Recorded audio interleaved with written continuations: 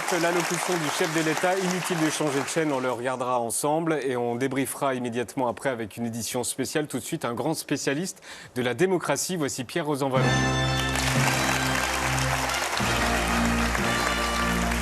Bonsoir, bienvenue.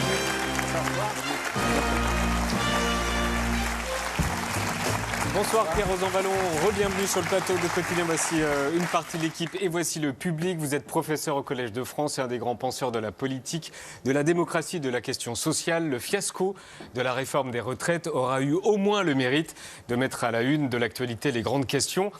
Qu'est-ce que le peuple? Qu'est-ce que la démocratie? C'est quoi la différence entre l'égalité et légitimité? Quel est le sens du travail? Tout ça, toutes ces questions. Pour vous, quelle est la grande question que pose cette grave crise? On a employé l'expression de crise démocratique. Que veut dire crise? La crise, ça n'est pas simplement qu'il y a des conflits, c'est pas simplement qu'il y a des difficultés. La crise, c'est quand on est dans une situation où il y a un blocage quelque part et qu'il faut trouver une façon de sortir de cette situation de blocage. Quel est le blocage? Le blocage, on peut l'expliquer très simplement. C'est quand on est élu, que veut dire être élu? Cela veut dire qu'on a un permis de gouverner. Une légitimité ou un permis? Justement, le mot légitimité, il a double sens. Parce que la légitimité, ça veut dire dans le sens le plus courant, je suis légitime parce que j'ai été nommé conformément aux règles. Donc la légitimité, c'est être dans les clous, être dans les règles. Et donc quelqu'un qui est élu peut dire je suis légitime parce qu'effectivement, son permis de gouverner est validé par cet examen qu'on appelle l'élection. Et à une voix près, on est légitime. Mais de l'autre côté, le mot légitimité, il est beaucoup plus ancien d'ailleurs que la politique démocratique. Le mot légitimité, je vous dirai son étymologie exacte tout à l'heure, vous verrez que c'est intéressant aussi. Le mot légitimité, il veut dire que ce que l'on fait est conforme à l'intérêt général, que c'est le sens de la justice. Et donc, il y a ces deux versants. D'un côté, c'est le fait qu'on est légitime à gouverner, on a le permis de gouverner, mais de l'autre côté, la légitimité, c'est la façon dont on apprécie votre comportement. Est-ce que vous êtes un bon gouvernant? Et être un bon gouvernant, ça veut dire quoi? Ça veut dire être attentif à la société, défendre l'intérêt général, avoir le sens des personnes qui sont en difficulté. C'est en quelque sorte être celui qui est en dialogue, en interaction avec la société. Donc, il y a un peu deux faces du président. Et c'est là que ça pêche? Eh bien sûr, parce qu'effectivement, le président, il a son permis de gouverner, mais s'il est un gouvernant qui n'est pas attentif aux réalités, qui n'est pas attentif au pays, eh bien à ce moment-là, on va dire qu'il n'est pas légitime parce qu'il n'a pas le sens de l'intérêt général. Il regarde trop les personnes. Une chose qui était frappante dans les défilés, et qui rappelle d'ailleurs un langage des Gilets jaunes, c'est le mot mépris. Et que veut dire le mot mépris? Veut dire qu'on vous regarde de haut, que vous ne comptez pas vraiment pour quelque chose, que vous êtes simplement un fait statistique. Et je crois que ce que nous vivons là, c'est la répétition d'un certain point de vue des Gilets jaunes, mais en beaucoup plus grave. Parce que les Gilets jaunes, c'était un nombre limité de personnes. C'est un nombre limité de personnes qui se sentaient non représentées, qui se sentaient oubliées, qui n'avaient jamais participé à des mouvements collectifs pour la plupart, mais qui avaient ce sentiment qu'au fond, on prenait des décisions d'en haut, des décisions qu'on peut dire technocratiques. Par exemple, on augmente le prix de l'essence, mais on ne se rend pas compte que la question du prix de l'essence n'est pas du tout la même pour ceux qui habitent dans un petit bourg rural et ceux qui sont dans une grande ville où il y a des transports en commun. Et là, aujourd'hui, il y a ce même sentiment de ne pas être représenté, de ne pas être écouté. C'est pour cela que le mot mépris a fait écho. Et ce qui est d'autant plus gênant, me semble-t-il, que d'un certain point de vue, le président l'a théorisé. Parce qu'il a expliqué depuis longtemps qu'au fond, les syndicats, c'est la société d'autrefois. Et que la démocratie moderne, c'est le face-à-face entre le président et puis la société. C'est ce qu'il a essayé d'instiller avec le grand débat national. D'une certaine manière, vous dites ce qu'il mérite? Je dis qu'il n'a pas pris en compte suffisamment le fait qu'une société, ça n'est pas simplement une abstraction. Une société, c'est des intérêts, une société, c'est des territoires. Et peut-être qu'il lui a manqué beaucoup de choses. D'un certain point de vue, pour moi, il illustre parfaitement l'intelligence à la française, avec ses grandeurs et ses limites. Ses grandeurs, parce que c'est quelqu'un qui a une capacité de raisonnement, qui est brillant, on lui met un dossier de 500 pages sur la table, on lui dit dans une demi-heure on ramasse la copie, on aura en quelque sorte un dossier parfaitement compris. Donc c'est un bon élève. C'est un bon élève, un excellent élève. C'est à la limite l'excellence à la française. Mais derrière, il n'y a pas assez le sens de l'humain, il n'y a pas assez le sens de la proximité.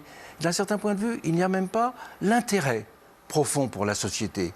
Et trouver que, au fond, il faut la débarrasser des archaïsmes. Ça va être compliqué de renouer avec les Français. Je pense que ça va être compliqué. Je ne sais pas, on va savoir on verra ensemble minutes, tout à l'heure. Oui. ce qu'il nous dit tout à l'heure. Mais le chemin, me semble-t-il, est très long. Vous parliez de mépris. Est-ce qu'il a toujours été méprisant ou est-ce qu'il est devenu? Et s'il est devenu, pourquoi? Je pense qu'il n'est pas méprisant, il n'a pas été au début méprisant par volonté d'une supériorité affichée, mais derrière son mépris, il y a une attitude intellectuelle. C'est-à-dire, il pense, au fond, que les Français ne comprennent pas les choses. C'est que lui a une analyse bien claire, il voit quels sont les problèmes, et les gens ne voient pas quels sont les problèmes. Et ça l'agace. Et donc il se dit, mais ces pauvres personnes ne voient pas les réalités financières, ils ne voient pas ce que c'est que les comptes de la sécurité sociale, ils ne comprennent pas les choses. Et donc, il faut leur expliquer. Mais ce sont des élèves un peu lents à la détente. Clément, est-ce que tu peux nous dire pourquoi tu aimes beaucoup le travail de Pierre Rosanvallon? Parce que c'est un travail très important du point de vue des théories de la démocratie, mais c'est ce que Pierre Rosanvallon vient de nous expliquer. Au fond, je crois que votre grande contribution, mais je ne pense pas être le seul à le dire, c'est d'avoir réussi à allier dans un seul et même modèle de la démocratie deux choses qui jusqu'à présent pouvaient être pensées de manière disjointe. D'une part, la centralité de l'élection. Rappeler le fait que dans nos démocraties représentatives, eh bien oui, la légitimité à gouverner vient d'être élue. Mais d'autre part, dire que la démocratie, ça ne peut pas être que cela. Et que cette élection, elle doit cohabiter avec d'autres légitimités. Un dialogue avec la société, entendre à la fois les mouvements sociaux, les syndicats, ce que dit la presse, ce que disent les autorités administratives indépendantes. Et en fait, c'est un tour de force intellectuel d'avoir réussi à mettre tout cela dans un seul et même, je crois en tout cas, dans un seul et même modèle démocratique. Et ce qui est intéressant, c'est que intellectuellement, pour des gens qui, comme moi, modestement, ont un peu travaillé sur les théories de la démocratie, évidemment, c'est très stimulant.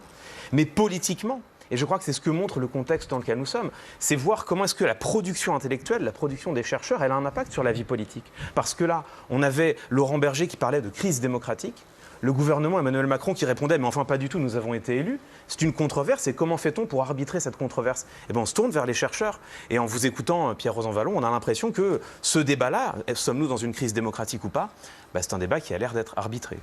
Oui, et si je peux ajouter une chose à vos mots très, très aimables, c'est que la démocratie, c'est l'histoire d'une expérience. La démocratie, ce n'est pas un modèle qu'on essaye d'appliquer. La démocratie, c'est l'histoire de tâtonnement. Depuis le XVIIIe siècle, on s'est demandé comment avoir un système représentatif, d'où doivent venir les députés, comment les élire. On s'est posé la question comment contrôler le pouvoir, comment enquêter sur ce qu'il fait. La plupart des pouvoirs du Parlement, disait par exemple un grand philosophe anglais qui s'appelle Bentham, il dit la démocratie, c'est à la fois prendre la parole, c'est la voix, et on prend la parole par son bulletin de vote. On prend la parole quand on manifeste dans la rue, on prend la parole parce que dans des médias, des personnes s'expriment. Mais la démocratie, c'est aussi l'œil. C'est avoir l'œil sur les pouvoirs. Et à ce moment-là, la démocratie veut dire qu'on peut enquêter sur les pouvoirs, qu'on peut les contrôler, qu'on peut les surveiller. Et là, on a l'expérience d'un certain nombre d'innovations qui ont été faites. Regardons en France, par exemple, maintenant, on a un défenseur des droits. Il y a une défenseur des droits, Claire Hédon. On reçoit après-demain, d'ailleurs. On a des personnes, maintenant, tout de même, qui enquêtent au Parlement et qui regardent ce que fait le gouvernement. Et pourtant, comment vous expliquez justement la contestation des institutions ? Eh bien parce que justement toutes ces fonctions, je dirais, toutes ces fonctions d'enquête, toutes ces fonctions de surveillance, tout ce qui institutionnalise l'œil du peuple n'est pas encore assez organisé. Ça reste encore très balbutiant. Et il faut souvent que ce soit des organisations indépendantes. Je vais vous prendre un exemple très simple. C'est quand il y a une commission parlementaire qui enquête sur quelque chose. Cette commission parlementaire, elle est composée de députés des différents bords. Et donc les députés de la majorité, ils ne veulent pas qu'on cherche des noises au pouvoir. Donc les députés de la majorité, ils vont essayer de faire passer sous le tapis tous les problèmes. Alors qu'il faudrait, je pense, aussi des investigations indépendantes. Objectif. Objectif, de même que maintenant on se rend compte que si on veut évaluer la politique de l'État, ce n'est pas simplement les agences publiques qui vont le faire, puisqu'elles sont au four et au moulin. Non, il faut que ce soit par exemple des universitaires, il faut que ce soit des organisations indépendantes. Après, je pensais surtout aux Français qui ne croient plus en l'Élysée, qui ne croient plus en la Première ministre, qui ne croient plus aux institutions, en les députés. Oui, mais ça veut dire une chose. Au Conseil constitutionnel. C'est que la démocratie ne doit pas simplement être polarisée sur un petit nombre d'institutions. La démocratie, ce sont des grandes fonctions. Donner son avis, être représenté, discuter, délibérer, enquêter. Et il faut faire vivre. Ça, c'est la démocratie selon vous, mais ce n'est pas celle que l'on vit en ce moment. Mais je crois que s'il y a une crise démocratique, c'est que justement la démocratie est enfermée dans le château fort des institutions. Et donc il faut aussi que les fonctions démocratiques, discuter, contester. Alors contester, ça se fait en dehors du château fort des institutions. Hein. On le voit bien dans les manifestations. Mais il faut que toutes les grandes fonctions de la démocratie, elles aient davantage de moyens, davantage de lieux, et que ce ne soit pas simplement, je dirais, la rue et les médias, quoi. Paul, une image t'a frappé vendredi ? Oui, alors on le sait depuis vendredi, depuis que le Conseil constitutionnel a validé la réforme des retraites, la colère ne retombe pas. Nous, on était devant le Conseil constitutionnel vendredi, qui pour l'occasion s'était complètement barricadé pour éviter toute intrusion. Les policiers étaient absolument partout, des canons à eau étaient parqués rue de Rivoli pour tenir les manifestants à distance. Et les manifestants s'étaient donc rassemblés un peu plus loin, devant l'hôtel de ville. Certains s'étaient même répandus dans les rues du Marais. Hasard du parcours, ils sont passés devant l'expo Louis XVI, Marie-Antoinette et la Révolution. On a aussi croisé 7 pancartes, Manu, prépare ta calèche pour Varennes. Et écoutez bien, on a surtout entendu ce slogan qu'on entend très souvent dans les manifs et qui fait froid dans le dos.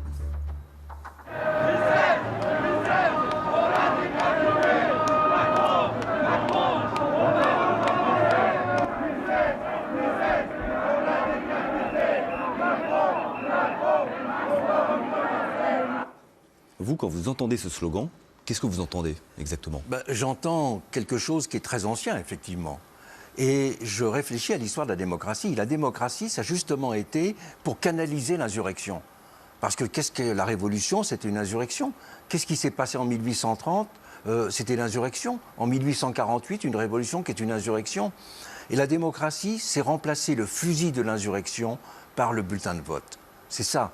C'est pacifier la société en lui donnant des moyens d'arbitrage, en lui donnant des moyens de régler pacifiquement les conflits. Et là, on est dans un moment, effectivement, où on voit qu'il n'y a pas assez de moyens de régler pacifiquement les conflits. Oui, ces slogans disent l'inverse, c'est remplacer le bulletin de vote, pas par un fusil, mais par voilà, la c'est remplacer le bulletin de vote par la violence. Ça vous inquiète, ça ? Oui, ça m'inquiète beaucoup, parce que justement, l'histoire de la démocratie, c'était de dépasser ces violences spontanées, pour pouvoir trouver des moyens de discussion sociale.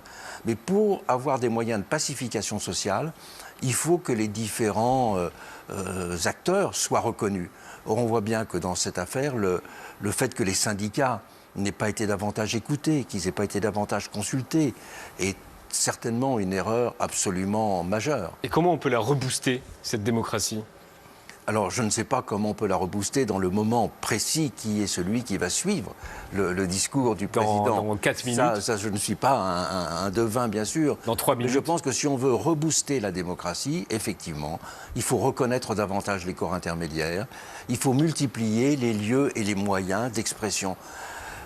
Un grand sociologue, Durkheim, disait la démocratie, c'est un régime où il y a une interaction, une communion permanente entre le pouvoir et la société. Eh bien, aujourd'hui, ce n'est pas l'interaction permanente. C'est un pouvoir qui regarde d'un peu trop haut la société. Et la démocratie, c'est ça. C'est ce jeu où tout le monde peut sentir que ce qui vit sa vie compte pour quelque chose. Le mot représentation ne veut pas simplement dire je suis représenté parce que j'ai élu mon représentant, mon député. Je suis représenté, ça veut dire les problèmes que je vis, ils sont présents sur la table. Ma vie, elle est dans le débat public. Donc ça veut dire qu'il y a un problème avec ceux qui nous représentent, c'est ça ? Oui. Aujourd'hui, on voit bien, par exemple, que souvent, ce sont des romanciers qui parlent mieux de la société que nos députés. Et on voit qu'aujourd'hui, c'est un film qui peut tout d'un coup attirer notre attention sur une réalité très forte et très sensible. Donc, il y a... Vous pensez à quoi ou à qui ? Je pense par exemple les livres d'Annie Ernaux, puisqu'elle a été prix Nobel, ou Nicolas Mathieu, son dernier ouvrage Connemara, ou même tout un ensemble de presque parfois de BD qui montrent de façon amusante ce qui se vit dans la société. Et la politique, elle est parfois loin de cela. Et c'est ça qui compte dans la démocratie, c'est de sentir que ce qu'on vit est un bien commun, un bien public. Est-ce que le référendum, c'est l'avenir? Est-ce que sur des sujets aussi complexes que les retraites, c'est possible? C'est un outil, mais c'est un outil pour trancher en dernier ressort, et c'est un outil qui est très brut, qui est très gauche, qui n'est pas précis. Donc, il ne peut être utilisé que de temps en temps. C'est un outil de résolution des crises, mais ce n'est pas un outil de gestion de la complexité. Puisque dans un référendum, il faut savoir quelle question on pose, qui la pose, et est-ce qu'on va vraiment répondre à la question ou simplement dire « celui qui pose la question, je ne veux plus le voir ». Donc à ce moment-là, ça veut dire que le référendum, c'est simplement pour remplacer quelqu'un. Donc c'est une institution de dernière instance, mais ça ne peut pas être, la démocratie, ça n'est pas le référendum permanent. Et le référendum est difficilement réversible. Le propre d'un débat parlementaire et d'un débat public, c'est que chacun écoute les arguments de l'autre et qu'on fait évoluer les positions. Alors qu'un référendum, c'est tranché et c'est mis dans le marbre une fois pour toutes, quoi. Donc on peut changer une politique fiscale, mais si on a décidé une chose par référendum, c'est une solennité très grande.